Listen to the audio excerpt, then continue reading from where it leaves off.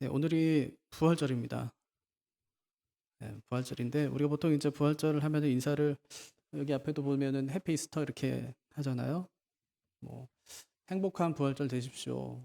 뭐그 정도 같은데 부활절은 그 정도 날은 아니거든요. 마치 이제 생일에 오늘 생일이니까 축하합니다. 오늘 좋은 하루 되세요. 네, 그 정도 날이 아니에요. 부활절은 어떤 날이냐면 그리스도께서 살아나셨습니다. 그런 날이거든요. 그가 진짜 살아나셨습니다. 그게 부활절이에요. 그러니까 제가 그리스도께서 살아나셨습니다. 이렇게 할 테니까 여러분이 그가 진짜 살아나셨습니다. 이렇게 한번 고백해 보실래요? 네. 아예 한번 연습 한번 해볼까요? 그냥 실전으로? 그리스도께서 살아나셨습니다. 아멘. 크게 믿어줘야 돼요. 이게 부활절이에요. 부활절은 그냥 행복한 날 아니에요. 생일처럼 그냥 오늘 좋은 날이니까 이제 끝나고 나서 밥 맛있는 거 먹을까? 이런 날이 아니라고요. 무슨 날이냐면 가서 전하는 날이에요. 천사가 여인들에게 가서 전하라고 했던 그것을 전하는 날이에요. 뭘 전하래요? 그리스도께서 그가 말씀하신 대로 다시 살아나셨느니라 가서 전하래요. 예수님께서 그 여인들에게 말씀하셨던 것을 전하는 날입니다. 예수님 이렇게 말씀하세요. 가서 내 형제들에게 갈릴리로 가게 하라. 거기서 나를 보리라. 가래요. 가서 전하래요. 희한하죠? 예수님이 만난 사람들마다 예수님께서 하신 말씀이 뭐냐면 가래요. 아브라함에게도 가래요. 바울에게도 가래요. 자꾸만 가래요. 요나에게도 가래요. 가래요. 자꾸만. 가서 전하래요. 내가 네 입에 심겨놓은 그 말씀을 가서 전하래요. 내가 너에게 일러주는 그 말씀을 가서 전하래요. 천사가 여인들에게 말해요. 가서 전하래요. 그가 말씀하신 대로 그가 살아났으니까 가서 전하래요. 그 사실을. 부활절이 뭐 하는 날이냐? 전하는 날입니다. 그가 살아나셨다고. 그리스도께서 살아나셨다고. 그가 진짜 살아나셨다고. 그 사실을 전하는 날이 그것이 부활절이라는 것입니다. 여인들이 예수님의 무덤에 찾아가. 왜 갔을까? 사랑하니까. 얼마 전에 서울의 노원에서요. 세 모녀 살인사건이 났어요. 왜 죽였을까? 남자친구가 죽였나 보다. 딸이 그만 만나자고 했나? 원한을 품었나? 나중에 알고 보니까 게임에서 만났대요. 온라인 게임에서 만났어요. 그 남자가 고백한 거예요. 나하고 사귀자고. 누구지도 모르는데 어떻게 사귀어요? 싫다고 그랬어요. 집에 찾아왔어요. 동생과 엄마 죽이고 큰딸이 들어오니까 그 딸까지 죽였어요. 이틀 있었다면서요, 같이. 죽이고 나서. 얼마나 끔찍해요. 얼마나 끔찍하냐고. 그게 사랑이냐고요, 그것이. 사랑이 아니에요.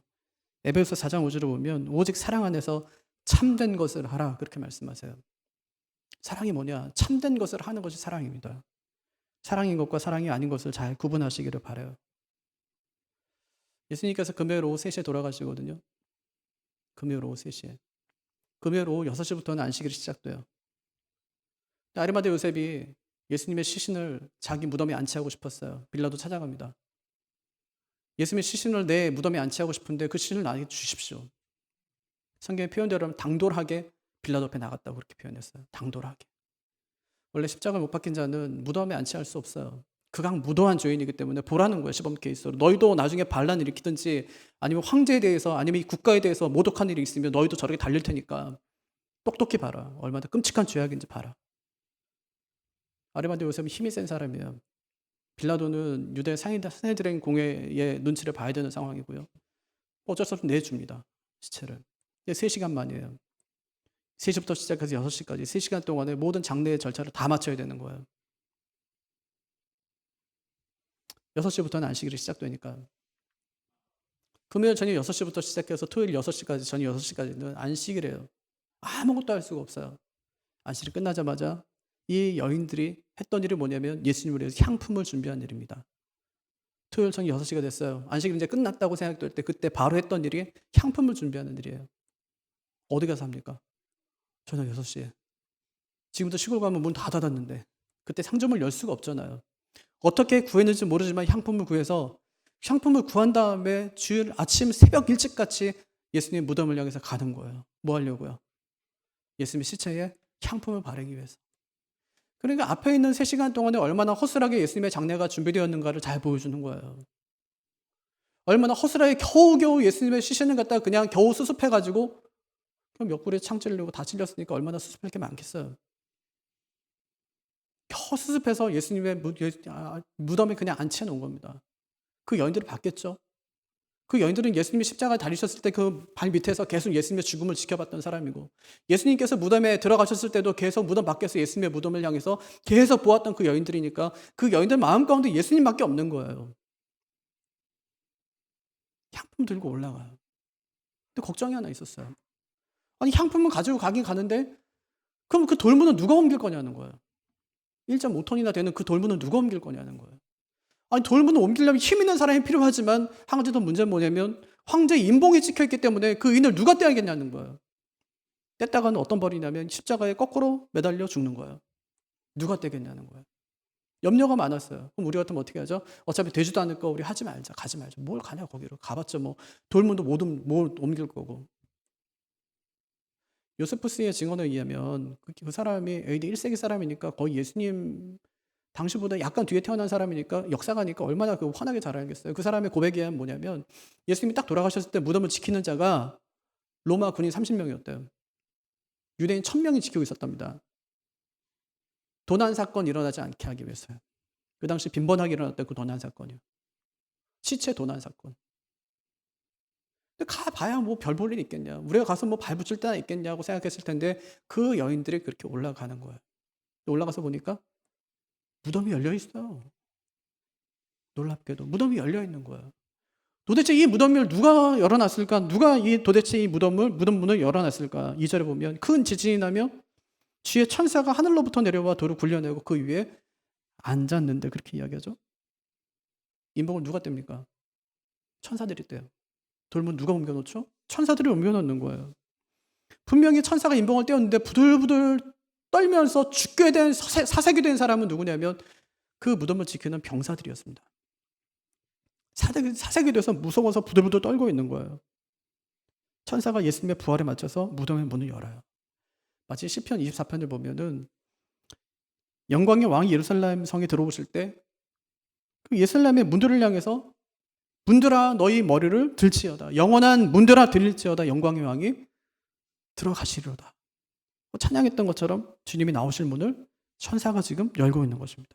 그 모습을 보는 여인들도 부들부들 두려웠다는 거예요. 그때 천사가 여인들에게 3가지 메시지 전합니다. 첫째는 무서워하지 말라는 거예요. 무서워하지 마라. 5절 천사가 여자들에게 말하여 이르되 너희는 무서워하지 말라. 십자가에 못 박히신 예수를 너희가 찾는 줄 내가 아노라. 무서워하지 말래. 왜 그렇죠? 왜 무서워하지 말라고 하시죠? 2번째 메시지예요. 그가 살아나셨느니라. 그가 살아나셨기 때문에 무서워하지 않아도 괜찮다 그런 말이에요. 어떻게 살아나셨대요? 6절 그가 말씀하시던 대로 살아나셨느니라. 그가 말씀하시던 대로 살아났으니까 무서워하지 말라는 거예요. 주님께서 이미 여러 차례 걸쳐가지고 자신이 죽은 지 3일 만에 살아나실 것을 예고하셨어요. 마가복음을 보면은 8장에서도 9장에서 10장에서도 예고하셨어요. 그뿐 아니라 예수님께서 잡식이 전날 밤 그 제자들과 함께 음식을 나누면서 떡을 떼고 잔을 나누시면서 그들의 발을 씻겨주면서 하신 말씀이 뭐냐면 내가 죽었다가 3일 뒤에 살아날 것이라고 주님께서 말씀하셨어요. 그런데 살아나셨는데 놀라요. 살아나셨는데 놀라요. 아니, 당연하죠. 주님께서 살아나시겠다고 했으면 그들이 믿었어야 되는 거 아닙니까? 3년 반 동안 그가 예수님이 누구신지 알았기 때문에 하나님의 아들이심을 알았기 때문에 믿었어야 되는데 믿지 못하고 놀랍니다. 무서워합니다. 두려워해요. 뭐 여인들은 그럴 수 있다고 생각해 보세요. 하지만 이 여인들 외에 제자들은요. 이 변화산 가서 예수님께서 병행하신 모습도 봤잖아요. 그때 예수님께서 모세 불러놓고 엘리야 불러놓고 하신 말씀도 들었잖아요. 내가 예루살렘에서 별세할 것을 들었잖아요. 근데 아무도 찾아가 보질 않아요. 1년 전에 말한 거 아닙니다. 3일 전에. 충격적인 3일 전에 예수님이 잡히시고 나서 다 도망간 다음에 예수님 부인하고 배신하고 난 다음에 그 3일 만에 찾아갔어야죠. 주님의 말씀을 기억했어야죠. 죽은 거 끝나는 거 아니다. 확신을 가져야죠. 진짜 주님 말씀대로 정말 주님께서 죽으셨는데 이제 살아날 것만 남았구나. 기다렸어야죠. 기다리지 않아요. 다 떠납니다. 혹시라도 근처에 있다가는 나도 잡혀갈까 두려워서 전부 제자들이 주님 곁을 다 떠나는 거예요. 여러분 이것이 우리의 신앙이에요. 앞에서는 우리 신앙이 굉장히 대단한 것 같지만 사실 뒤 돌아서면 아무것도 아닌 것이 우리의 신앙입니다. 교회 좀 안 나왔더니 다 무너져 버린 것이 우리 신앙 아니에요? 제가 언젠가 미국 해병대 모집 광고를 본 적이 있는데 이런 말이 쓰여 있어요. 우리는 지원서를 받지 않고 헌신서를 받습니다. 미국 해병대. 우리는 지원서를 받지 않고 헌신서를 받습니다. 얼마나 감동이 되든지 우리 교회 사역 필요로 한번 써봐야 되겠다. 그런 생각이 들었어요. 네. 지원서 말고 헌신서 죽겠다는 거예요. 하나님 백성은 흐리멍텅한 사람 아니에요. 예배 시간에 그냥 다 죽어가는 흐리멍텅한 눈빛이 아니라 빛나는 눈빛이 있고 하나님을 향한 아주 날카로운 헌신이 있는 거예요. 대충 하는 것이 아니라 칼날을 세운 그런 헌신이 예수 믿는 사람들에게 있어야 되는 것입니다. 주님이 하신 말씀이라면 마음 깊이 새겨놓고 있다가 때가 되었을 때 그 말씀을 꺼내서 능력 있게 쓰임받는 사람들이 그 사람들이 하나님의 백성인 것입니다. 계시록 제일 마지막에 보면 아멘 주 예수여 오시옵소서 하고 끝나요. 누가 기다리냐? 신앙생활 잘한 사람이에요. 애들이 학교 다니면서 공부를 잘하잖아요. 성적표 나오는 날을 기다려요. 아니, 물론 뭐 엄마들도 기다려요. 아이도 기다려요. 공부를 잘하는 아이들은 상 받을 날을 기다린다고요. 하지만 공부 못하고 시험 망친 학생은 그날이 정말 기다려지지 않아요. 아멘 주 예수여 오시옵소서 이 말은 천국 가는 사람들이 당연히 하는 말입니다. 영원한 나라에 동참하는 것이 얼마나 기쁜 날인지를 아는 사람은 아멘 주 예수여 오시옵소서 하고 고백하게 됩니다. 시험 공부하지 않은 학생들은 학교가 불타는 꿈을 꿔요. 학교가 불타서 시험 안 봤으면 좋겠다 그러는 거예요. 내일 전쟁이 일어났으면 좋겠다. 왜요? 내일 시험 보니까 아팠으면 좋겠다는 거예요. 학교 안 가게. 하지만 주님 앞에 설 것을 기다리는 성도들은 아멘 주 예수여 오시옵소서라며 외칩니다. 초대교회 성도들은 마라나타 이거 하나밖에 없었어요. 마라나타. 하늘만 조금만 이상해도요. 붉은 빛만 돌아도 주님이 오시려나 했던 때가 있어요.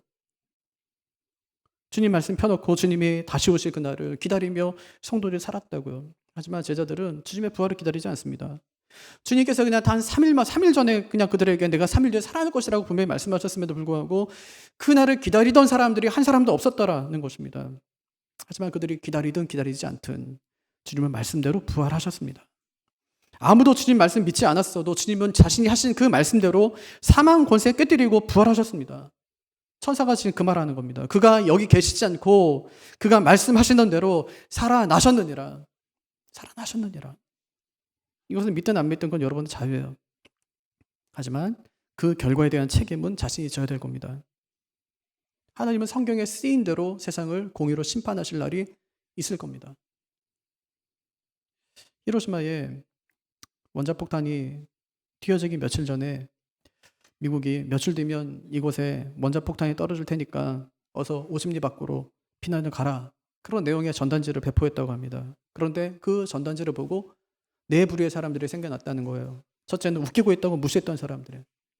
두 번째는 방공 후에 피하면 되겠지 하고 안일하게 생각했던 사람들입니다. 세 번째는 30리 밖에 있는 연고지로 대충 피난을 간 사람들이었어요. 넷째는 전단지의 말대로 50리 밖으로 피난을 간 사람들이었습니다. 근데 결과는 사람들의 반응처럼 되지 않았어요. 전단지에 쓰여진 되대로 되었습니다. 우린요, 전단지의 내용을 써내려가는 사람들이 아니에요. 전단지에 프린트된 그 내용을 전하는 사람들이라고요. 우리가 무슨 말을 하든지 그 말대로 되지는 않을 거예요. 하지만 성경이 말씀하신 그대로는 될 거라고요. 그래서 천사가 여인에게 말합니다. 가라. 가서 그가 죽은 자 가운데 살아나셨다고 전하라. 그렇게 이야기해요. 이게 두 번째 말이었어요. 세 번째는 가라는 거죠. 7절에 또 빨리 가서 그의 제자들에게 이르되 그가 죽은 자 가운데 살아나셨고 너희보다 먼저 갈릴리로 가시나니 거기서 너희가 배우리라 하라. 천사가 여인들에게 가라고 합니다. 가서 두 가지 전하래요. 첫째는 예수가 살아났다는 거예요. 두 번째는 너희보다 먼저 갈릴리로 가실 테니까 너희도 어서 갈릴리로 가라는 말입니다. 근데 먼저 가겠다고 하신 예수님께서 늦게 와요. 왜 늦게 왔을까? 주님께서 갈릴리를 먼저 가지 않고 실패한 제자들에게 먼저 갔기 때문입니다. 주님이 약속 장소보다 제자들을 먼저 찾아가세요. 불안에 떨고 있는 제자들을 찾아가셔서 그들을 위로하고 그들을 감싸주시는 거예요. 여러분 같으면 누구 먼저 찾아가겠어요? 만약에 여러분이 창세기에 나오는 요셉이다. 누구 먼저 찾아가요? 보디발 장군의 아내, 억울한 누명을 나한테 씌운 그 여인 찾아가요. 뭐라고 하겠어요? 아이, 잠깐만 오라고. 총리 됐어요. 내가 그 여인 부르는 거예요. 보디발 장군 같이 오라고, 둘이 좀 나 좀 보자고. 그렇게. 얼마나 두렵겠어요. 여러분 예수님의 누구 먼저 찾아가겠어요? 저는 빌라도 찾아갑니다. 눈빛으로 죽이는 거예요. 가서 대제사장 찾아갑니다. 옆구리 보여주고 막 600년 전에 예레미야가 예언했던 것, 700년 전에 이사야가 예언했던 것, 그 말씀대로 내가 살아났다는 것. 대제사장이 지금 무슨 모의를 꾸미고 있냐면 뒤에 읽어보면 예수님 시체 도둑맞았다고 거짓말하고 사람들한테 퍼뜨려라. 많은 사람들이 그 거짓말을 믿었다고 그랬어요. 나타나는 거죠. 봐라. 살아났다 내가. 이래도 내가 메시아가 아니냐. 예수님 그렇게 하지 않으세요. 누구 찾아가냐면 불안해서 낙심해 있는 당신의 제자들을 찾아가십니다. 그들을 주님께서 위로해 주시는 거예요. 자기 문제는 싹 치우고 낙심한 제자들을 찾아가서 그들을 위로하시는 거죠. 이게 주님이세요. 우리와는 완전히 클래스가 다른 거죠. 주님께서는. 예수님을 떠난 제자들은 어땠습니까? 실패요. 그냥 실패. 베드로가 다시 고기 잡으러 가요. 근데 이번에 또 못 잡아요. 베드로가 어부인데 고기 잡았다는 얘기는 성경에 없어요. 적어도 예수님 만나기 전에는. 예수님 처음 마태복음 4장인가요? 예수님 처음 만났을 때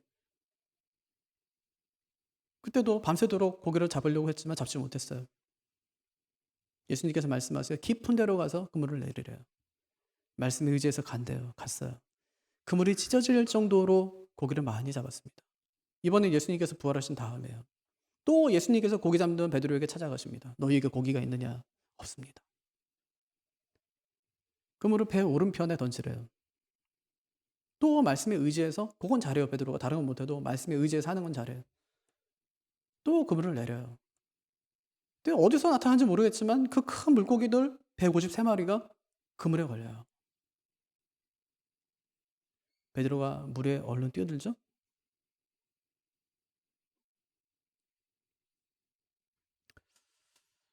그럼 이것이 무엇을 말해줄까요? 하나님의 백성이 주님을 떠나서 잘 살아보겠다고 하는 시도는 결국 헛수고라는 말입니다. 예수님이 부활하셨다는 소식을 들은 여인들이 달리기 시작해요. 8절에 그 여자들이 무서움과 큰 기쁨으로 빨리 무덤을 떠나 제자들에게 알리려고 다름질할세. 그러죠? 그러니까 지금 여인들 마음엔 두 가지 감정이 있는 거예요. 하나는 무서운 감정이에요. 지금 상황이 돌아가는 게 너무 무서운 거예요. 또 한편으로는 예수님이 살아나셨다니까 큰 기쁨이 있었어요. 정말 상반된 감정 아닙니까? 정말 두려운데 엄청 기뻐. 이럴 수가 있나요? 미친 사람 아니면? 정말 무서워서 어떻게 할 수가 없는데 너무 기뻐.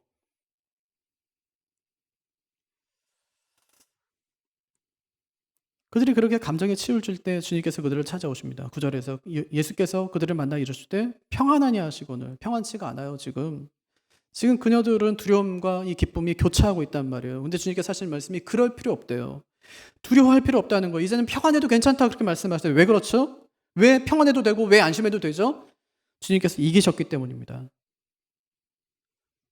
누가 보면 9장에 보면은 예수님 변모하신 사건이 나와요. 모세와 엘리야에게를 말씀하시죠. 9장 31절에 영광 중에 나타나서 장차 예수께서 예루살렘에서 별세하실 것을 말할세. 여기서 별세한다는 단어는요. 헬라어로 엑소돈이라는 단어예요.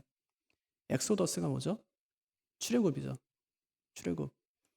예루살렘에서 엑소더스 한다는 얘기예요. 예루살렘에서 출애굽한다는 얘기예요.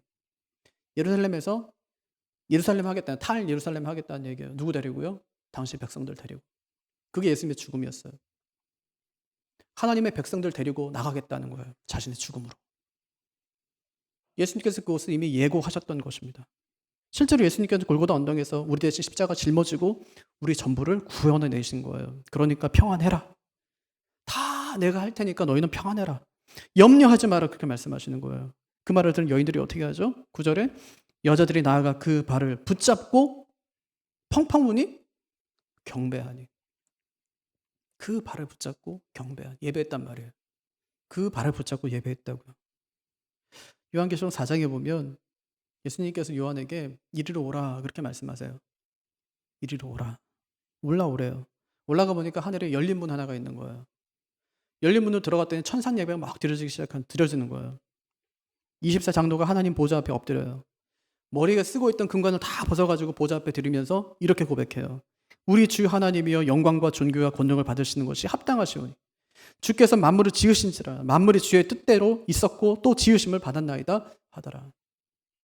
영광과 존귀와 권능은 하나님이 받으시는 것으로 족하다는 얘기예요.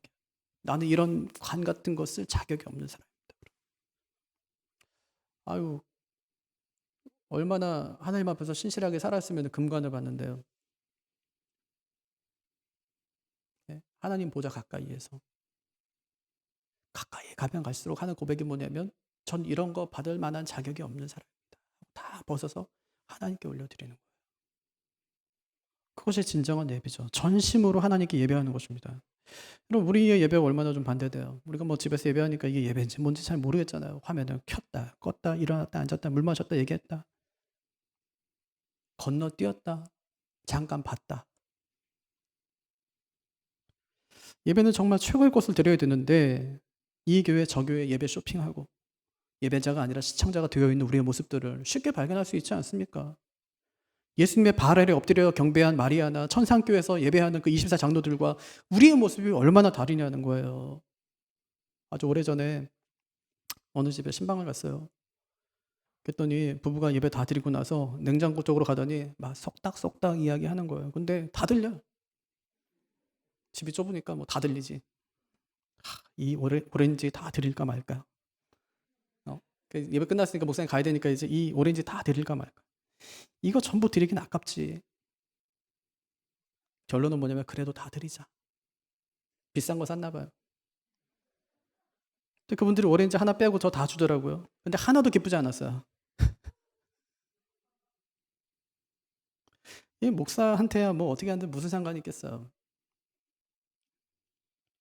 하지만 하나님께 드릴 때 최고의 것을 드리지 않고 오렌지 하나 빼고 드리는 그런 마음으로 예배드리는 그런 분은 없는지 한번 생각해 보면 좋겠습니다. 여인들은요 정말 최고의 예배를 드려요. 예수님 발 앞에 납작 엎드려서 예배드립니다. 예수님이 돌아가시기 전에도요 그 발에 향유를 부으면서 눈물로 예수님의 발을 닦고 머리털로 예수님의 발을 씻기면서 그렇게 예배했어요. 그런데 예수님이 부활하신 후에도 그 발 아래 엎드려 여전히 그 여인은 예배하고 있더라고요. 얼마나 귀한 신앙이에요.